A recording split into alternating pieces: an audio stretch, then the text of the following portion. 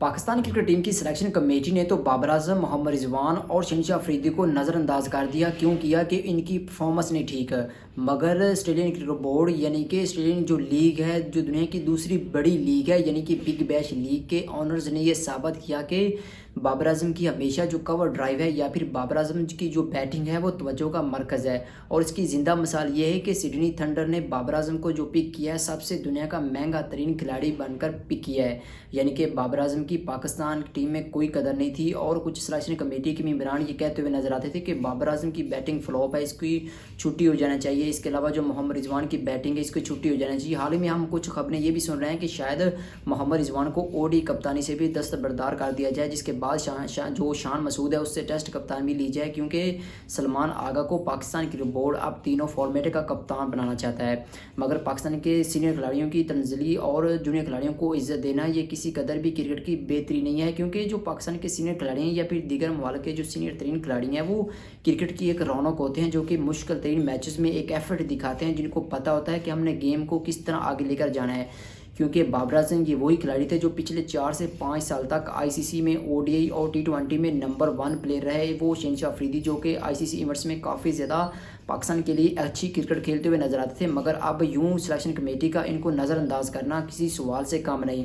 हमने हाल ही में बांग्लादेश के अंगेज टूर पर देखा तो काफ़ी ज़्यादा पाकिस्तान की टीम ने अच्छी फाइट की। तो कुछ शायकीन क्रिकेट ये कहते हुए नजर आते थे कि अब बाबर आजम और मोहम्मद रिजवान, शहनशाह अफरीदी की पाकिस्तान टीम को ज़रूरत नहीं। मगर अब सिंडरी सिक्सर की जानब से बाबर आजम को 23 पाकिस्तानी करोड़ में ख़रीद कर ये साबित किया कि बाबर आजम की किसी भी लीग क्रिकेट में काफ़ी ज़्यादा एफर्ट्स और एक शानदार बैटिंग के बलबूते पर बाबर आजम की कवर ड्राइव के तमाम तर क्रिकेट फैंस हैं। हाल ही में हमने वर्ल्ड टेस्ट चैंपियनशिप का फाइनल खेला, जिसमें इंग्लिश साबिक कप्तान नासिर हुसैन भी बाबर आजम की कवर ड्राइव की काफ़ी ज़्यादा तारीफ़ें कर रहे थे। और नासिर हुसैन का कहना था कि दुनिया भर के बैटर से बाबर आजम का जो कवर ड्राइव है पूरी दुनिया से बेहतर है। मगर मोहम्मद रिजवान, शहनशाह अफरीदी और इसके अलावा जो दीगर पाकिस्तान के प्लेयर हैं उनको तमाम तर बिग बैश जो कि दुनिया की दूसरी बड़ी लीग है इसमें शामिल करना और तमाम तर जो फ्रेंचाइज थी उनकी दिलचस्पी बाबर रिजवान, मोहम्मद आमर के अलावा जो दीगर प्लेयर थे उनको शामिल करना दिलचस्पी के अलावा सबसे बेहतरीन एफर्ट थी। हमने देखा कि बाबर आजम की जो दुनिया में क्रिकेट है वो सबसे ज़्यादा मकबूल तरीन क्रिकेटर है और बाबर आजम पाकिस्तान में भी सबसे ज़्यादा मकबूल हैं। और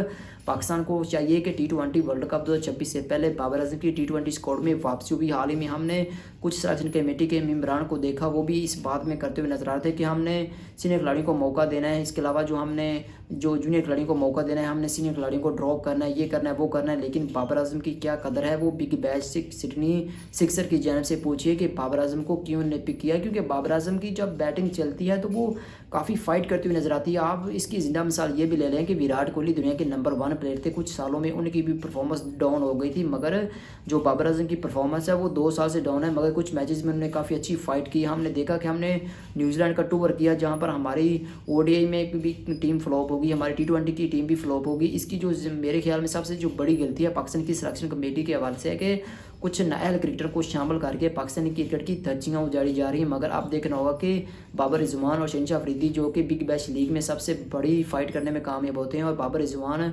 शहनशाह अफरीदी, मोहम्मद आमर के पास एक बहुत बड़ा मौका होगा कि वो बिग बैश लीग में एक अच्छी फाइट करके टी20 स्क्वाड में वापसी करें।